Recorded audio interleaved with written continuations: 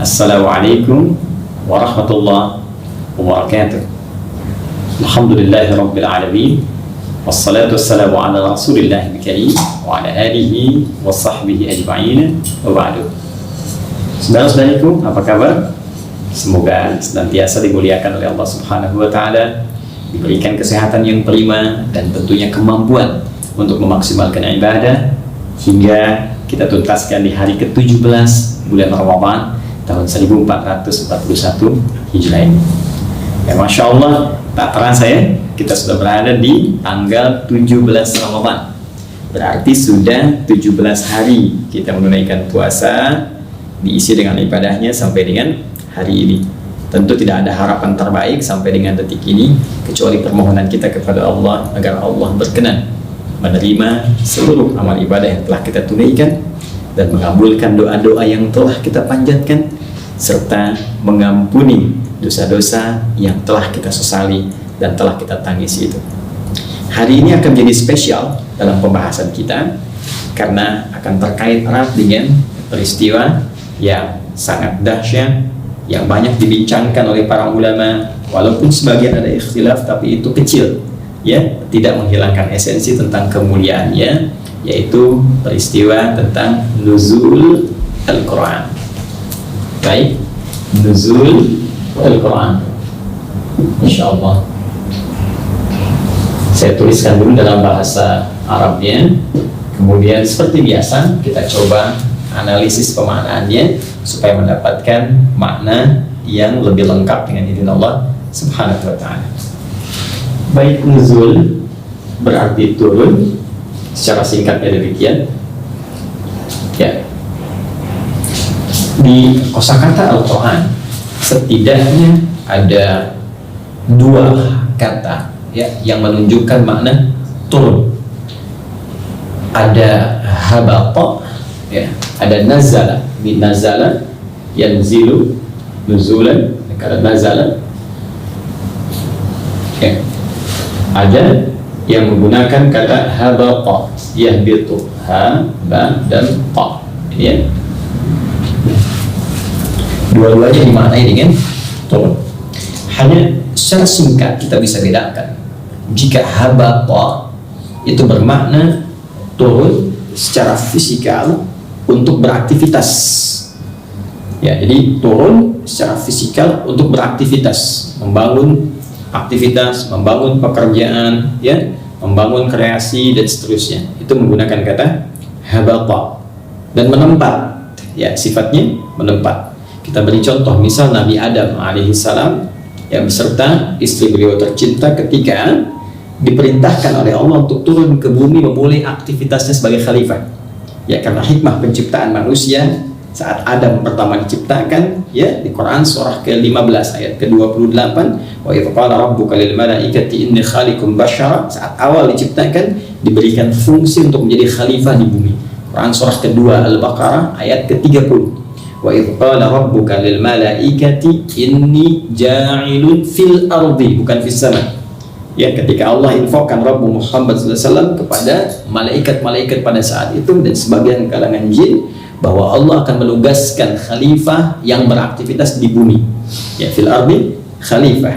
Maka ketika setelah siap Adam alaihissalam, sebelumnya mendapatkan pelatihan di surga sementara sifatnya ya, bersama istri tercinta, diperkenalkan nikmat-nikmat, diperkenalkan larangan yang harus ditinggalkan, diperkenalkan musuh abadinya yang berupa iblis menjelma menjadi setan ya, sudah tahu semuanya itu, sudah mengerti caranya ya, kemudian sudah paham konsekuensi kalau mengikuti hukum Allah bagaimana, terpeleset karena godaan setan seperti apa, baru diperintahkan turun ke bumi. Ketika diperintahkan, kalimat yang menggunakan kata habata itu ditemukan diantaranya dalam Al-Quran surah kedua Al-Baqarah ayat 38 ya, paling kanan sebelah atas di mushaf, qullah bitu minha jami'a ya, mulai saat ini kata Allah, turun Adam, Hawa ya, kakek moyang, nenek moyang kita tercinta, turun kalian semua untuk mulai beraktivitas di bumi sebagai khalifah. Karena turunnya secara fisikal, Allah mintakan turun, dengan izin Allah diturunkan secara fisiknya wujud di muka bumi, kemudian setelah itu beraktivitas ya, mulai menempuh perjalanan hidup sebagai seorang khalifah, hamba Allah, manusia sekaligus yang diberikan oleh Allah risalah untuk pribadinya. Karena itu disebut dengan nabi. Baik, ini habata. Berbeda dengan nazala tentunya. Ini tidak sama. Nazala sifatnya lebih umum. Ya, umum, keseluruhan yang sifatnya turun. Hanya kalau dalam konteks turunnya Al-Quran, maka bisa dibedakan secara spesifik dengan habata. Jadi bukan secara fisikal seperti tadi, bukan untuk beraktivitas, tapi lebih kepada diturunkan sebagai bimbingan kehidupan, sehingga dari bimbingan itu orang bisa mengambil manfaat, dan dari manfaat itulah kemudian dipraktekkan dalam kehidupan. Itu secara spesifik perbedaan antara nazala, ya, yang lebih umum dibandingkan dengan habata. Namun habata punya spesifik pemaknaan turun secara fisik beraktivitas, sedangkan ini mencakup makna umum, bisa secara fisik, bisa dalam konteks ini pemaknaan Al-Quran, yaitu turun bukan bentuk fisikal, tapi turun dalam bentuk pedoman, turun dalam bentuk bacaan yang tidak ditujukan bacaannya beraktivitas sendiri, tapi memberikan manfaat kepada kita supaya jadi pedoman untuk kita yang beraktivitas. Baik, nanti kita akan lihat paparan ini. Al-Quran, teman-teman sekalian, mesti kita bedakan dulu. Al-Quran, ada yang mengatakan ulama nama tersendiri, spesifik. Karena itu menggunakan alif lam, at-ta'rif, untuk menunjukkan spesifik yang ini bukan yang lain. Nah, jadi ini menunjukkan firman Allah Subhanahu wa Ta'ala spesifik, beda dengan firman-firman yang lain yang sebelumnya, ya, beda dengan karya-karya bacaan-bacaan makhluk yang tidak mungkin disamakan dengan firman Allah Subhanahu wa Ta'ala. Ya, beda kemuliaannya, beda keutamaannya. Karena itu disebutkan langsung dengan alif lam menunjuk spesifikasinya. Al-Quran menunjuk pada firman Allah Subhanahu wa Ta'ala, dari mulai Al-Fatihah sampai dengan An-Nas, yang diturunkan kepada Nabi Muhammad SAW melalui malaikat Jibril, dan beribadah saat kita membaca, berinteraksi dan mengamalkannya. Baik, teman-teman sekalian, ini Al-Quran. Ada yang menyebut juga dari kata qiraah, ya, akar kata utamanya al-qur'u atau qur'un, ya, berarti bunyi yang didengar. Jadi kalau terdengar bunyi, terdengar, nah dia itu qur'un. Kalau diaduk keluar itu qur'ah, ya. Nah, kalau sengaja diperdengarkan bisa Bismillahirrahmanirrahim, jadi qiraah, ya, jadi qiraah seperti ini. Baik, kalau kita terus perdengarkan tanpa bosan, berkali-kali tanpa henti, maka dirubah menjadi sighah mubalaghah, bentuk superlatif, dari qiraah menjadi Quran, seperti ghufran, ya. Baik, superlatif bentuknya, dibaca terus, baca terus tanpa henti. Hanya kalau kita ingin menunjuk yang ini bukan yang lain, keistimewaannya spesifik, beda dengan bacaan-bacaan biasa. Walaupun yang lain bisa dibaca sekali, 2 kali, 3 kali, bisa bosan. Tapi yang ini tidak, dibaca berkali-kali, nggak pernah bosan. Sifatnya spesifik, keutamaannya istimewa. Maka tunjukkan dengan alif lam untuk menunjuk perbedaannya. Al, ya, jadi ma'rifah. Yang ini bukan yang lain. Mirip-mirip dengan ini, tapi ini menunjuk kepada akar kata. Kalau yang ini nama tersendiri, ismun. Kalau yang ini musamma, terambil dari urutan-urutan akar katanya. Maka seakan-akan penamaan Al-Quran ingin memberikan pesan bahwa pertama, Al-Quran adalah firman yang mengandung mukjizat, akan terus dibacakan tanpa bosan. Dan ini terbukti. Silakan Anda cek. Ya, orang Islam sampai sekarang berapa usianya? Dari sejak balik, bahkan sebelum balik dia sudah baca Al-Quran sehari 17 kali. Pasti itu. Kalau Anda baca sehari 16 kali, berarti sholat subuhnya cuma 1 rakaat. Ya, karena sehari kita sholat 17 rakaat, bukankah setiap rakaatnya Al-Fatihah dibaca? Siapa yang bosan baca Al-Fatihah sampai sekarang? Bukankah Al-Fatihah Al-Quran? Nggak ada orang bosan, nggak ada orang pusing baca Al-Fatihah. Yang ada sakit, baca Al-Fatihah bisa sembuh. Karena itu disebut dengan Asy-Syafi, ya, yang menyembuhkan dengan izin Allah Subhanahu wa Ta'ala. Ya, baik. Sekarang kembalikan ke sini. Pokok bahasannya adalah jika kita kembalikan ke sini, maka yang disebut dengan Al-Quran, kalau mengambil kepada aspek suara, maka itu yang disebut bunyi atau suaranya, firman dalam bentuk bunyinya. Ya, Alhamdulillahi Rabbil Alamin Ar-Rahmanir Rahim. Itu suara, bunyi yang terdengar. Jadi yang dimaksud Al-Quran ketika dilafalkan bunyinya. Kalau dituliskan, ya, kalau dituliskan dalam bentuk di antara dua jilid, isinya semua firman Allah Subhanahu wa taala dituliskan, tutup di antara dua jilid, maka dinamakan dengan mushaf namanya. Ya, mushaf. Jelas? Kalau kita baca dari awal sampai akhir, sempurna, susunannya sempurna, rapi, bagus, tidak ada aibnya, bunyinya bagus, maknanya sempurna, indah. Begitu diamalkan, bimbingannya jelas semuanya. Ya, runtutannya bagus, termasuk di mushafnya. Ya, tidak ada yang keliru, satu titik bisa keliru, bisa ketahuan, salah, perbaiki. Sempurna dari awal sampai akhir. Susunannya yang sempurna itu, petunjuk yang jelasnya disebut dengan kitab namanya, yang tersusun secara sempurna. Ya, baik, karena itu Al-Quran sendiri disebut oleh Allah kesempurnaannya dengan Al-Kitab. Dzalikal kitabu la raiba fi. Baik, teruskan teman-teman sekalian. Tulisannya disebut mushaf. Jika disertakan dengan terjemah makna umum, maka disebut tarjamah namanya. Tarjamah. Jika diterangkan secara detail, ini hukumnya, ini penjelasannya, ini keterangan nabinya, maka disebut dengan tafsir namanya. Tafsir.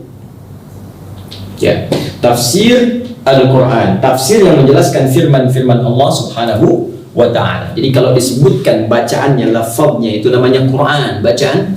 Jika tertuliskan kemudian dihimpun namanya mushaf.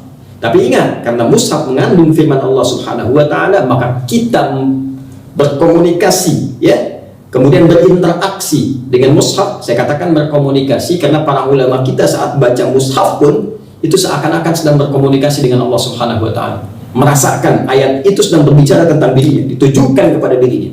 Karena itu ulama dulu mereka berinteraksi dengan Al-Quran dengan jalur komunikasi sehingga terasa kenikmatannya. Nah, memperlakukan mushaf itu sama dengan menghormati Al-Quran, firmannya. Karena tertuang di dalamnya Al-Quran, maka secara umum ulama menyebutkan ini Al-Quran, ya, yang dimaksud mushaf Al-Quran di dalam bentuk mudhaf ilaih, mushaf Al-Quran. Ya, jelas ya? Jadi kadang-kadang disingkat dengan nama mushaf atau menyingkat dengan Al-Quran. Mana Al-Qurannya? Ini yang dimaksudkan mushaf. Hanya penghormatan kita terhadap mushaf dan perlakuan kita adalah penghormatan dan perlakuan terhadap Al-Quran. Maka jangan sembarangan dibawa misalnya mushaf ke toilet, mushaf ke tempat-tempat kotor dan sebagainya. Baik, setelah paham ini, yang ingin saya terangkan begini. Yang ingin saya terangkan betapa tinggi diksi Al-Quran, betapa tinggi diksi yang dipilih langsung untuk merangkai firman Allah yang sangat sempurna ini. Yang Allahu Akbar, kalau orang-orang orientalis menuduh ini buatan manusia, mustahil bisa seperti ini. Ya, mustahil. Pertama, dari sudut diksi, perhatikan baik-baik. Saya telah terangkan, kalau Al-Quran ini bunyinya, firmannya, kan? Dituliskan dalam bentuk tulisan, dihimpun mushaf, susunannya kitab, kan? Makna umum, terjemah, detailnya tafsir. Perhatikan ketika Allah menyampaikan bahwa diturunkan kepada Nabi Muhammad firman itu, yang dipilih oleh Allah kalimatnya Al-Quran. Kapan diturunkan? Ramadan. Quran surah kedua ayat 185. Perhatikan firman Allah, Syahrul Ramadan alladzi unzila fihil Quran. Di bulan Ramadan yang sangat mulia itu, yang diwajibkan kita berpuasa, diturunkanlah Al-Quran kepada Nabi Muhammad sallallahu alaihi wasallam. Jika yang Allah katakan unzila fihil mushaf, maka bentuknya tulisan langsung, ya. Ini yang saya ingin maksudkan. Jelas?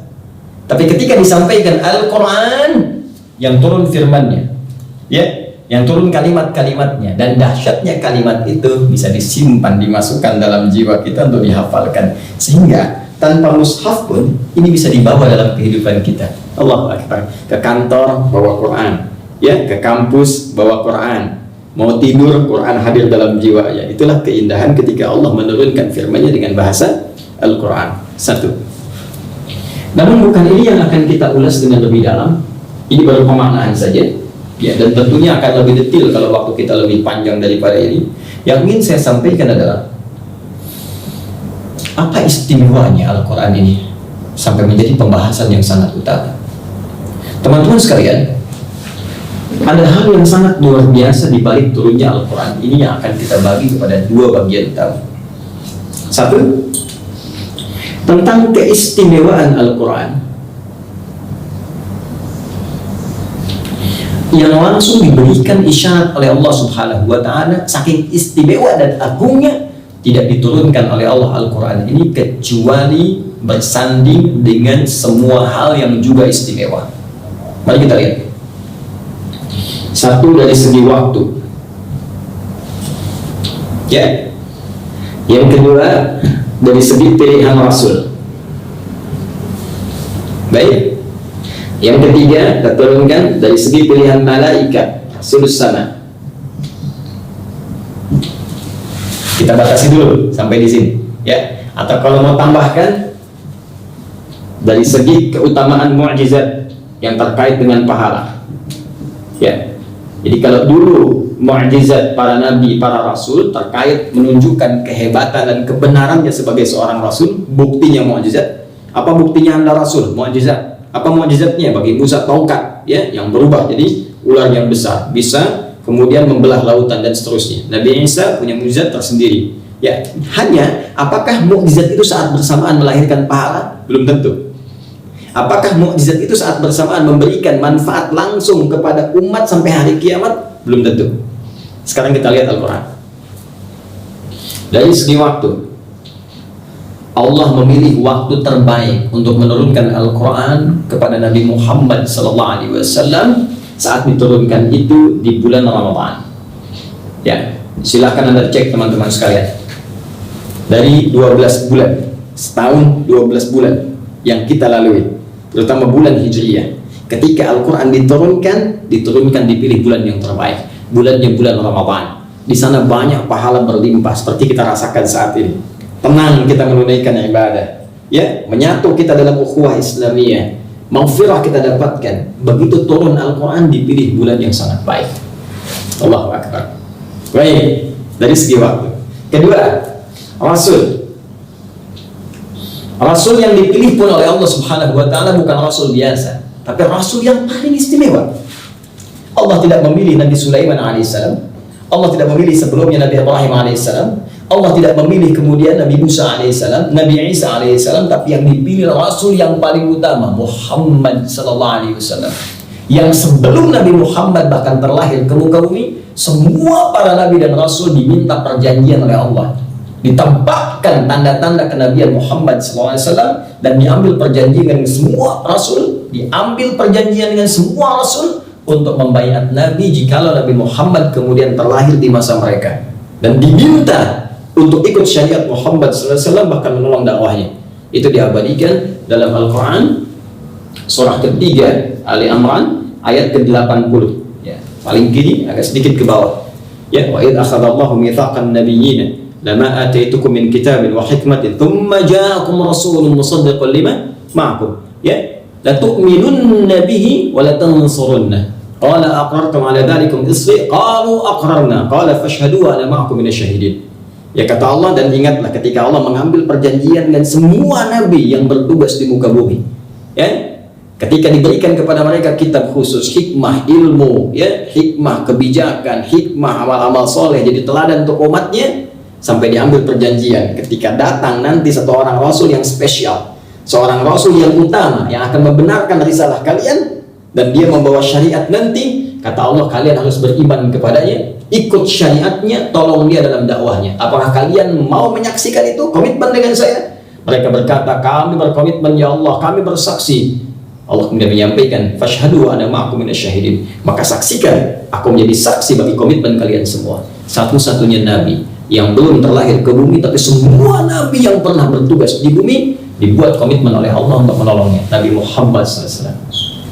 Karena itu Nabi Ismail, Nabi Ibrahim memberikan isyarat kemuliaannya, diabadikan di Al-Baqarah itu ayat 129. Nabi Isa alaihissalam memberikan isyarat kemuliaannya, diabadikan di surah As-Saff ayat ke-6 itu, dan seterusnya. Tidak ditunjuk untuk diberikan firman Al-Quran ini kecuali pada Rasul yang mulia. Tiga, kita belum selesai. Malaikat yang diutus untuk menurunkan Al-Quran dengan izin Allah Subhanahu wa Ta'ala. Di antara sekian malaikat ditunjuk yang paling mulia, Jibril. Anda bayangkan, ketika Al-Quran diturunkan lewat malaikat Jibril, naik pangkat Jibril menjadi Ruhul Amin, Sayyidul Malaikat, pemimpin para malaikat. Ya, setiap nabi, rasul di bumi punya rasul teman di langit. Rasul itu utusan Allah, malaikat diutus ya oleh Allah untuk bisa berinteraksi dengan nabi, meringankan tugasnya di bumi. Ya, setiap nabi punya teman malaikat sendiri. Nabi Musa temannya siapa? Malaikat maut. Ya, pada masa itu. Tapi ketika datang Nabi Muhammad, diturunkan Al-Quran, ditunjuk Jibril alaihissalam, naik status langsung, ini Sayyidul Malaikat, pemimpin para malaikat. Allahu Akbar. Naik pangkat kalimatnya Ruhul Amin. Karena itu ketika malam Al-Qadar itu tiba, malaikat yang lainnya disebutkan umum, malaikat yang ini spesifik roh. Allahu Akbar. Ya, tanazzalul malaikatu waruhu fiha biidzni rabbihim. Turun para malaikat spesial dipimpin oleh Ruhul Amin. Ya, malaikat Jibril. Ya. Ini pemimpin para malaikat, naik status. Baik, ketika diturunkan, ini menjadi mukjizat. Sebagian tadi telah saya sampaikan. Apa di antara mukjizatnya? Nggak usah tinggi-tinggi, ya. Orang baca Al-Quran, nggak ada orang bosan. Silakan cek sampai sekarang. Isinya terjaga dengan sempurna, maknanya begitu dalam, tak bisa ditandingi oleh siapapun. Ya, Anda baca Al-Quran, teman-teman sekalian, 1, 2, 3, 4 baca novel bisa bosan. Al-Quran tidak. Cuma karena Quran ibadah, setan berperan. Makanya baca Al-Quran, baca novel-novel, baca majalah 3 jam bisa bertahan. Al-Quran 3 menit bisa ngantuk. Cuma nggak pernah bosan. Jelas ya? Dalam luar biasa. Mukjizatnya indah, berisi perkara-perkara yang bahkan belum pernah ditemukan manusia, baru disadari kemudian hari. Dan itu sudah terbukti pada saat ini. Tapi saya tidak ingin bicara yang itu. Saya ingin bicara semua mukjizat ini ternyata melahirkan pahala yang dahsyat untuk pembacanya. Tongkat Nabi Musa mungkin dipegang oleh Nabi Harun, belum tentu melahirkan pahala. Tapi Al-Quran yang diturunkan pada Nabi Muhammad, satu mukjizat yang sangat dahsyat, kita yang baca, kita mendapat pahalanya. Dan jika dibaca ini bersamaan dengan malam Al-Qadar, maka pahalanya berlipat lebih dari 1000 bulan. Ya, Lailatul Qadri khairum min alfi syahr. Pada malam diturunkan Al-Quran itu, Allah bersamaan kita beribadah, baca Al-Quran, satu huruf yang bernilai 1000 bulan, sama kurang lebih dengan 83 tahun. Ya, Qaf, pas baca malam itu sama dengan baca Qaf 83 tahun. Qaf, Qaf, Qaf, Qaf. Luar biasa.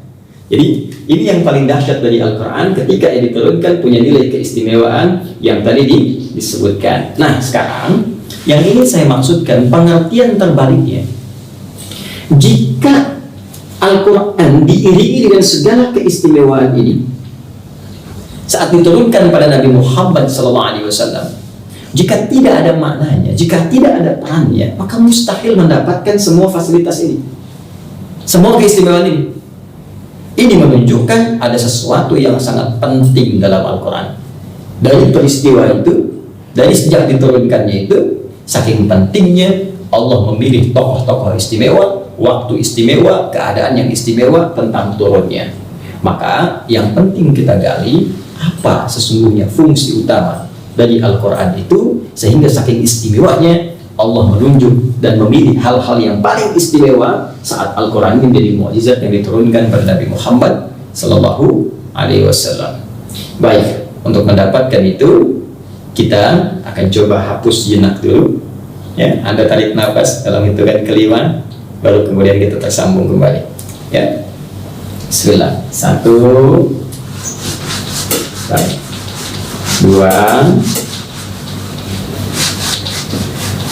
3, 4, 5. Baik. Saya akan agak pelankan lagi supaya kita bisa lebih fokus. Teman-teman, tadi kita telah bicara tentang makna. Kemudian yang kedua tentang keistimewaan. Dan sekarang yang terakhir kita ingin bicara tentang fungsi Al-Quran Saking istimewanya fungsi ini, sampai Allah memilih perangkat yang paling spesial dalam turunnya Al-Quran. Apa fungsinya? Karena mustahil ada sesuatu yang istimewa tidak dilekatkan dengan fasilitas-fasilitas yang bagus. Bukankah kelas VIP atau VVIP, tempatnya tempat yang bagus, diiringi oleh orang-orang terbaik, dikawal dengan orang-orang yang paling spesial? Mustahil ada semua fasilitas itu kecuali menunjuk keutamaannya. Sekarang, apa fungsi Al-Quran yang paling utama? Yang dengan fungsi itu turun semua keistimewaan tadi. Kita lihat uraian ini Quran surah kedua ayat 185. Kita teruskan, dan ini paketnya satu kesatuan dengan paket Ramadan. Allah berfirman, Syahrul Ramadan alladzi unzila fihi al-Quran. Di bulan Ramadan itu yang kita diwajibkan puasa pada saat itu, diturunkanlah Al-Quran. Ayatnya belum selesai, hudal linnas. Adapun fungsi dari turunnya Al-Quran itu kata Allah, hudal linnas. Hudal linnas, sebagai pedoman hidup untuk semua manusia tanpa kecuali. Sejak ia diturunkan, dari sejak periode Nabi SAW sampai kehidupan berakhir, ya, siapa yang ingin hidupnya mendapatkan petunjuk pedoman langsung dari pencipta kehidupan, maka sumbernya ditemukan dalam Al-Quran. Hudan itu maknanya bisa luas. Kalau teman-teman ikuti kajian tafsir kami di mingguan, ya, setiap malam Jumat itu pekanan, ya, Anda bisa membahas dengan tuntas dan menyimak itu semua. Ini bisa berarti petunjuk yang memudahkan pada sesuatu. Ini bisa berarti jalan menuju kesuksesan. Ini bisa berarti pedoman untuk meningkatkan motivasi dalam ibadah. Ya. Ini bisa berarti kemudahan yang dihadirkan saat kita ingin mengatasi kesulitan. Kita bisa katakan solusi dari setiap persoalan. Demikian diantara makna-makna terkait dengan hudan. Petunjuk, sukses, motivasi meningkatkan ibadah, solusi dari setiap persoalan. Jadi secara singkat, ternyata isi Al-Quran itu dari Al-Fatihah sampai dengan An-Nas itu bukan bacaan biasa. Walaupun memang kita diminta untuk membaca, karena untuk tahu isi sebuah pedoman, isi sebuah petunjuk, mustahil kalau nggak baca. Anda beli kulkas, ingin tahu bagaimana cara mengoperasikannya, bukankah Anda lihat petunjuknya, pedomannya? Kalau Anda nggak bisa baca, Anda nggak bisa operasikan kulkasnya. Anda nggak bisa operasikan dan nggak bisa ketahui apa fungsinya. Karena itu Anda belajar baca dulu, sudah bisa baca, bukan bacaannya yang utama. Yang utama itu memahami petunjuknya. Hanya karena ini Al-Quran punya keistimewaan, tadi saya sampaikan, baca pun dapat pahala. Hanya bukan itu saja yang kita kejar. Yang kita kejar bagaimana pahala itu bertransformasi pula jadi sebuah manfaat yang kita rasakan dalam kehidupan dunia dan akhirat kita. Itulah yang paling utama kata Al-Quran. Ternyata isi Al-Fatihah sampai An-Nas itu bukan sekedar ingin dibaca, walaupun ada pahala di situ. Tapi yang harus kita lakukan, ini nih isi hidup kita ada di sini. Petunjuknya di sini. Yang harus kita kerjakan, keluarkan petunjuk itu, bawa dalam kehidupan kita. Ya, ketika punya masalah ini, solusinya apa? Dan kalau kita teliti dengan baik, Allahu Akbar, semua ada di Quran. Jadi sebelum lahir sampai kita wafat, sampai kembali kepada Allah, semua petunjuknya komplit. Bahkan pernah saya bacakan dulu di kesempatan yang lalu-lalu, ya, semenjak dalam kandungan ibunda kita, bagaimana kita ingin tahu keadaannya, ya, dijelaskan misalnya di Quran surah ke-22 ayat yang ke-5, ya, sampai usia 4 bulan kandungan terjadi komitmen dengan Allah di Quran surah ke-7 ayat 172. Kemudian berdoa, ya, masa-masa menjelang persalinan di Quran surah ke-7 ayat 189. Kemudian terlahir, bagaimana tugasnya untuk bisa ibu fokus kepada ASI, berapa lama diberikan, ayah fokusnya apa di Quran surah kedua ayat 233, ya, sampai menjelang dini, ya, menjelang balik diberikan pendidikan utama dari sejak awal, Quran surah ke-31 misalnya, kan, dari ayat ke-13 sampai dengan 19. Kemudian sampai mulai dewasa, dia mulai berkelana, pergi misalnya untuk mencari tempat-tempat dengan orang lain, bagaimana berinteraksi dengan orang tapi tetap menjaga ketakwaan. Ada Quran surah ke-49, kan ayat ke-13. Kemudian dia mulai belajar dengan serius, harus paham isinya. Quran surah ke-9 ayat 122. Ya, kemudian dia mulai belajar, dia tambahkan ingin imannya semakin meningkat, ilmunya juga kuat, ya, maka bisa dibuka Quran surah ke-58 ayat yang ke-11. Setelah itu mulai tiba masanya mulai senang dengan pasangan hidup, ya, ingin menikah. Jangan kebanyakan Anda bertindak yang tidak tepat. Kalau berani Anda lamar. Kemudian cara melamarnya berikan yang terbaik. Quran surah ke-4 ayat yang ke-4.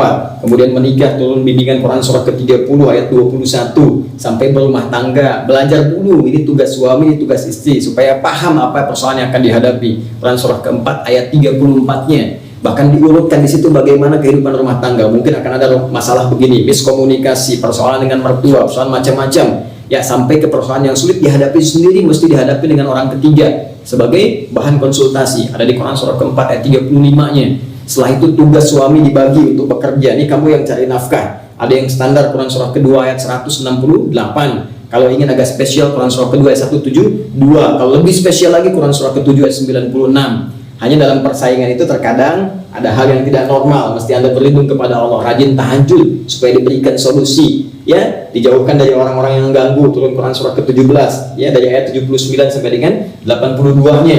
Kemudian dari situ kalau ada orang-orang sangat iseng, sangat kuat, kadang-kadang Anda misalnya dijahili orang, ya, ada yang ingin menyingkirkan, menyungkurkan, pakai zikirnya Nabi Yunus alaihissalam di Quran surah ke-21 itu ayat 87 sampai dengan 88. Ya, istri juga demikian di rumah. Kadang-kadang merawat anak tidak mudah. Ada yang berkata, ada yang begini, ada yang begitu. Maka turun Quran surah ke-17, ya, ayat 23 sampai dengan 27-nya. Kadang-kadang sakit. Ya, sakitnya kalau lemah biasa Quran surah 26 ayat 80. Kalau sakitnya kata dokter ini mustahil, nggak bisa nih. Ya, maka tidak ada yang mustahil bagi Allah. Amalkan Quran surah ke-21 ayat 83 sampai dengan 84. Ada yang sudah berumah tangga tapi belum ada tanda-tanda, misalnya dikaruniai keturunan, mohon sama Allah jangan putus asa. Bahkan disebutkan langsung doanya di Quran 19, ya, surah 19 Maryam, dari ayat keduanya sampai ayat ke-15 sampai ada keturunannya. Ya, amalannya dikerjakan dalam sholat boleh, bimbingannya di Quran surah ketiga ayat 38 sampai 39. Sampai usia 40 tahun sukses. Jangan lupa bakti pada kedua orang tua. Ya, ada bimbingan di Quran surah 46 ayat ke-15. Kalau harta sedang cukup banyak, bagus, di situ Anda keluarkan untuk bisa berzakat. Ya, turunannya di Quran surah ke-9 ayat 103. Kemudian diperintahkan diberikan ke dalam 8 golongan. Quran surah 9 ayat ke-60. Tambah dengan infak Quran surah kedua ayat 215. Ya, supaya apa? Ketika Anda bersyukur, maka kemudian Allah akan bertambahkan lagi nikmatnya. Tambah. Quran surah ke-14 ayat yang ke-7. Kemudian teman-teman sekalian, kalau sedang ditimpa oleh persoalan, dipetakan langsung oleh Allah. Nih, bisa kecil, bisa menengah, bisa besar. Quran surah kedua ayat 214. Rinciannya Quran surah kedua ayat 155 sampai 157. Bahkan solusinya diturunkan lagi Quran surah ketiga ayat 142, dan diminta kita bersabar menghadapinya sampai kita menjelang sepuh. Jangan merasa hidup selamanya. Pasti akan tiba datang maut menjemput kita untuk pulang. Quran surah ketiga ayat 185, bagaimana caranya pulang dengan tenang. Yang bawa maut namanya malakul maut. Quran surah ke-32 ayat 11. Sampai kemudian diminta kita supaya pulang dengan tenang, panggilannya enak, pulangnya nyaman, dalam keadaan yang teduh. Quran surah 89 ayat 27 sampai 30. Sampai sebelum tiba di alam kubur pun dibuka situasi alam kuburnya kalau orang beramal soleh. Quran surah ke-3 misalnya Ali Imran ayat 169 sampai 172. Ya, secara singkat sampai kiamat terjadi. Turun surahnya surah kiamat, Al-Qiyamah, ya, surah ke-75. Sampai hari hisab pun, sampai surganya dipresentasikan. Surga untuk orang-orang yang soleh, dekat dengan Nabi sallallahu alaihi wasallam, selevel dengan orang-orang yang jujur, bertemu dengan para syuhada. Itu ada di Quran surah ke-4 ayat ke-69. Ya, surga yang di taman surga. Quran surah ke-51, amalannya ayat 15 sampai dengan ayat ke-23. Ya, Quran yang menyampaikan kepada kita surga yang seluas langit dan bumi. Ada di Quran surah ketiga, amalannya ayat 133 sampai 134. Sampai surga yang dibilang standar tapi kenikmatannya luar biasa. Quran surah kedua ayat ke-25. Ada semua. Itu baru saya sebutkan yang surga-surga. Yang gak serius, neraka. Ya, orang munafik, orang-orang ingkar masuk neraka. Yang tinggi jahanam. Quran surah keempat ayat 140. Yang biasa aja itu ketika dicelupkan, sekali celup angkat hancur semua. Ya, satu harinya 1000 tahun, satu detiknya 48 hari. Quran surah keempat ayat 56, ada semua. Jadi Quran itu solusi. Quran itu inspirasi. Quran itu sumber, bukan sekedar hukum, tapi jalan menuju kesuksesan, jalan menuju kebahagiaan, solusi dari setiap persoalan. Ini yang menjadikan Allah memberikan gambaran kepada kita supaya kita nggak ada ragu lagi. Dulu di sini ada Romawi, teman-teman, sudah maju. Di sini Persia, maju pula. Ya, di sini Bizantium, di sini Kekaisaran Romawi. Dua-duanya maju. Tengah-tengahnya tempat yang tenggelam, jahiliyah. Keburukan kumpul di sini, peradaban jangan diharapkan, ilmu pengetahuan tenggelam, anarkisme sangat bertebaran, semua puncak titik nadirnya, bahkan di bawah itu. Saya katakan sekali lagi, Allah tidak menurunkan tongkat Nabi Musa atau mukjizat dahsyat Nabi Isa untuk mengobati dan mengungguli Romawi Persia. Tapi Allah menurunkan Al-Quran untuk mengangkat jahiliyah, bertransformasi, berubah menjadi khairul ummah. Tiba-tiba dengan Al-Quran mereka jadi umat yang bisa mengalahkan Romawi, mengungguli Persia, tumbuh bikin peradaban. Biasanya peradabannya itu disebutkan dengan peradaban daerah, kota, tempat, ya kan? Yunani, peradaban Yunani. Mesir, peradaban Mesir, peradaban Mesir kuno, Yunani, Babilonia. Tapi ini menarik, bukankah yang punya peradaban dulu dari Arab, tapi nggak pernah ada sampai sekarang peradaban Arab? Yang ada peradaban Islam, peradaban Islam di Spanyol, peradaban Islam di Irak, peradaban Islam di wilayah Arab, Persia dan sebagainya. Dari mana sumbernya? Al-Quran. Maka dari itu, saya ingin mengajak kepada kita semua untuk memosisikan Al-Quran bukan sekadar bacaan biasa, tapi sebagai pedoman di hidup kita. Cara menurunkannya secara singkat, keluarkan sesuai dengan passion dan kebutuhan kita. Yang paling pokok apa? Maaf sekali, kita sebagai seorang ayah, ada seorang ibu, ada anak-anak, kenapa dari sekarang tidak kita turunkan untuk tilawah, persiapan yang dikaf misalnya, ayat-ayat yang berhubungan dengan tugas ayah, tugas suami, kewajiban, haknya, kemudian ayat-ayat tentang istri, tilawah, renungkan dan coba amalkan, pasti akan terasa perbedaannya dalam kehidupan. Ayat-ayat tentang anak, apa kewajibannya, apa haknya, kemudian praktikkan, pasti akan terasa kenikmatannya. Ayat-ayat lain lagi, keluarkan semuanya, gali dengan baik. Ya, tentang pekerjaan, tentang rezeki, tentang ini, tentang itu. Mungkin masalah kita ini belum pernah tuntas, padahal benar sudah berlimpah. Bukan karena kita kurang hebat, kita kurang belajar petunjuk dari yang tepat. Maka dari itu, saya mengajak pada diri saya dan kita semua, mari kita gunakan ya hari-hari yang tersisa dari Ramadan kita yang sangat kita cintai, yang sangat kita dambakan ini, yang sangat kita tunggu-tunggu dari dulu untuk mengefektifkan interaksi kita dengan Al-Quran, sehingga para ulama menyebut bulan ini dengan bulan Al-Quran. Jadikan sisanya untuk mengeluarkan petunjuk-petunjuk ini setidaknya yang sesuai dengan kebutuhan kita, kemudian praktekkan, dan pasti akan terasa bedanya, bedakan rasanya, dan Anda akan rasakan bagaimana perbedaannya dengan hari-hari sebelumnya. Jadi poinnya, nah, ada yang paling menarik dengan turunnya Al-Quran ini. Jika kita mampu mengoptimalkan itu semua, maka saat bersamaan kita bisa mendapatkan kemuliaan lebih daripada 1000 bulan. Kapan waktunya? Seperti apa peristiwanya? Bagaimana kaitannya dengan proses nuzul Al-Quran? Apakah turun sekaligus pada Nabi? Atau turun berangsur-angsur? Apa yang disebut nuzul Al-Quran? Apa kaitan dengan yang istimewa tadi? Insya Allah itu akan kita uraikan dalam edisi Aku Suka esok hari di hari ke-18 Ramadan 1441 Hijrah. Saya kira ini yang bisa disampaikan menjelang kita berbuka. Semoga Allah menerima siam kita dan seluruh ibadah kita, dan melembutkan hati kita untuk bertobat di hadapan Allah dan meningkatkan amal soleh sebelum berpulang kepada Allah Subhanahu wa Ta'ala. Subhanakallahumma wa bihamdika, asyhadu an la ilaha illa anta, astaghfiruka wa atubu ilaik. Wa akhiru da'wana alhamdulillahi rabbil alamin. Assalamualaikum warahmatullahi wabarakatuh.